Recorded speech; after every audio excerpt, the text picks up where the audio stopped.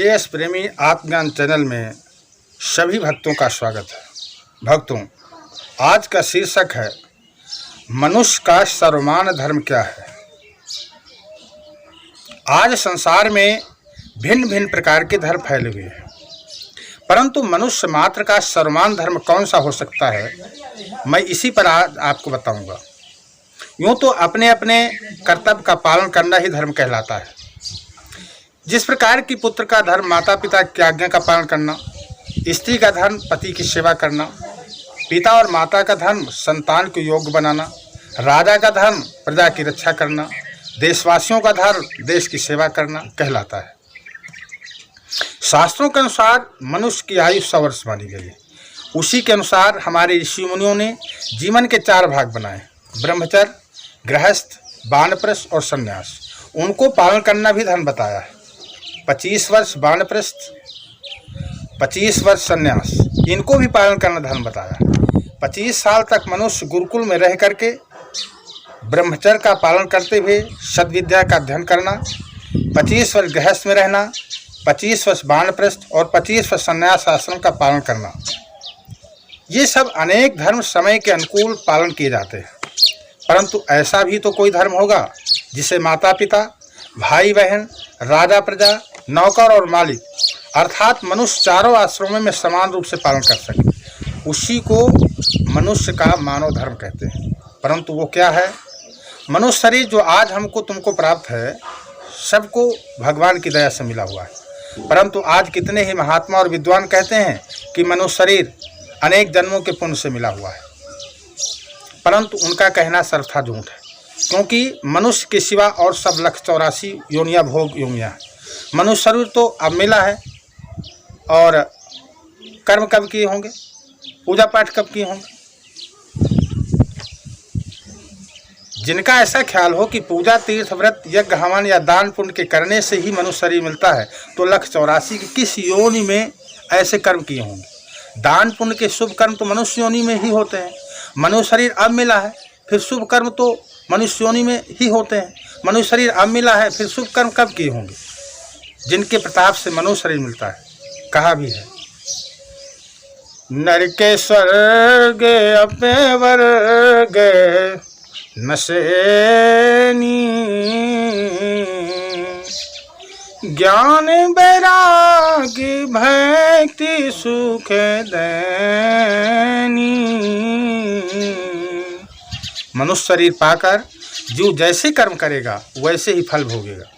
जब मनुष्य अशुभ कर्म करता है तो 184 में जाकर महान कष्टों को भोगता है। शुभ कर्म करने से स्वर्ग की प्राप्ति होती है, परंतु निष्काम कर करने से या निष्काम भक्ति के करने से अर्थात परमात्मा की ज्योति का ध्यान करके ज्योति में समा जाने से मोक्ष की प्राप्ति होती है।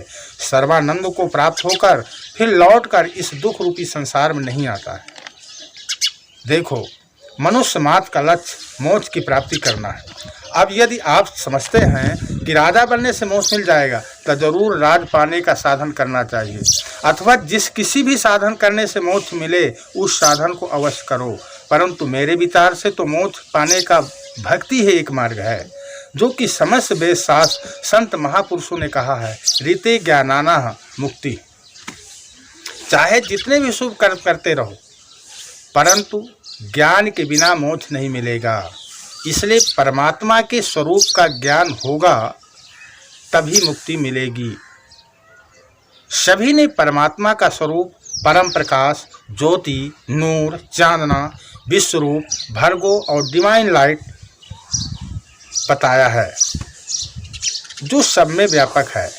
उसी परम प्रकाश को जिसकी बराबरी हजारों सूरज भी नहीं कर सकते, भगवान श्री कृष्ण ने अपने परम भक्त अर्जुन को दिखाया था। वहाँ सूरज, चंद्रमा और अग्नि की रोशनी नहीं है। मैं पूछता हूँ वो प्रकाश कहाँ? तो बहुत से लोग कहते हैं कि अब वो प्रकाश नहीं है। कई कहते हैं वो तो अर्जुन ने ही देखा था, अब कोई नहीं देख सकता। तब तो उसकी सर्वज्ञता ही समाप्त हो गई। हम लोग समझते हैं कि बड़ी बड़ी डिग्रियों वाले बड़े बड़े विद्वान टीकाकार जो ग्रंथों का अर्थ करते हैं, वो अवश्य परम प्रकाश को जानते होंगे। परंतु यदि आप उनसे प्रकाश के बारे में पूछें तो आपको पता लग जाएगा कि वो सब तत्व रोटा है। सब तत्तू की तरह रटे हुए, वो सब नहीं जानते।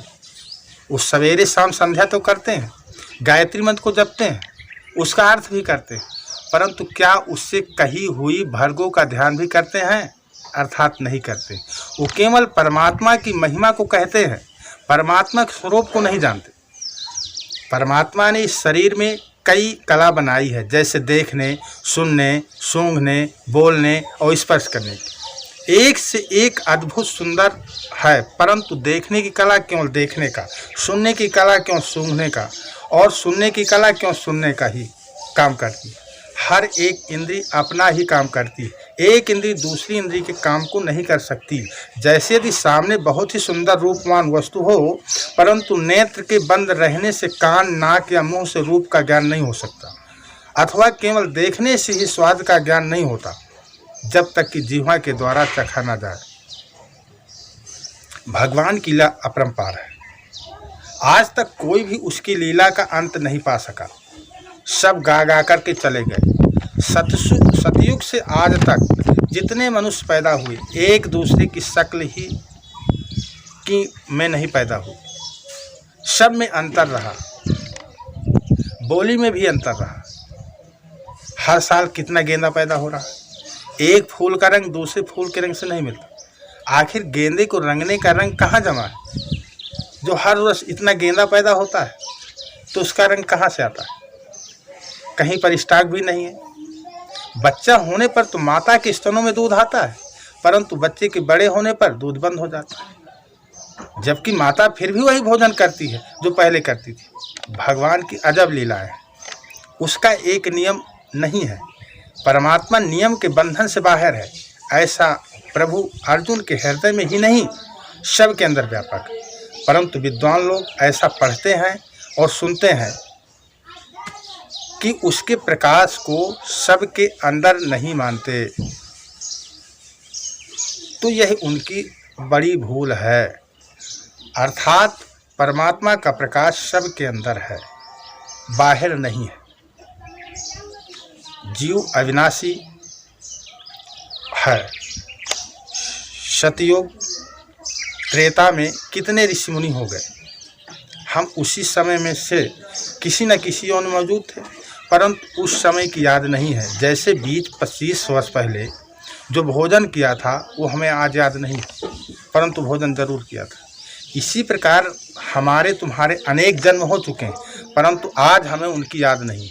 भगवान श्री कृष्ण भी अर्जुन से कहते हैं कि हे पार्थ, मेरे और तुम्हारे अनेक जन्म हो चुके हैं, परंतु तुमको उनकी याद नहीं है, मगर मुझे याद है। देखो, यदि आज से अब तक अनेक संत महात्मा और अवतार हो चुके हैं, परंतु हमने अभी तक अपने उद्धार की नहीं सोची है। इसीलिए महात्मा कबीर कहना है कि माला फेरते फेरते युग बीत गया। कहा भी है, माला फेरते युग गया, पाया न मन का फेर, करिका मणि का डारी दे, मन का मणि का फेर। इसलिए भाई, इस हाथ की माला के मड़के को छोड़ दे और मन की माला के दाने को फेर। हम सबके अंदर भी एक कुदरती माला है, उसको ढूंढना चाहिए और उसके मड़के को फेरना चाहिए। माला मन से लड़ पड़ी, क्या फेरत है मोह, मन की माला फेर ले, गुरु से मेला हो। इस दोहे को गाते रहे। माला तो कर में फिरे, जीभ फिरे मुख नाम, मनुआ तो दसों दिस फिरे, यह तो सुमिरन नाम। माला के फेरने में मन को दसों दिशाओं में चक्र लगाता रहता है और जीभ मुंह में फिरती रहती है। जब मन को ठिकाना ही नहीं मिलता तो माला के फेरने से क्या लाभ? अपना समय तो बर्बाद करना है। जब यह स्मरण या भजन ही नहीं है, भला कबीर महात्मा को हमारे तुम्हारे साथ द्वेष भाव थोड़े ही था। वो तो हम सबकी भलाई के लिए कहते हैं, ताकि हम झूठ को छोड़कर सच्चाई की खोज करें। इसलिए भाई, यह जो भगवान का नाम है अंग्रेजी के 26 अक्षरों से ऊपर है। ये जितने भी बाहर के शब्द हैं इनसे सबसे ऊपर है, उनसे परे है, उनसे ऊपर जाना होगा, तभी उस प्रकाश को हम जान सकते हैं, तभी भगवान के स्वरूप को हम जान सकते हैं और तभी हमारे जीवन का कल्याण होगा। धन्यवाद।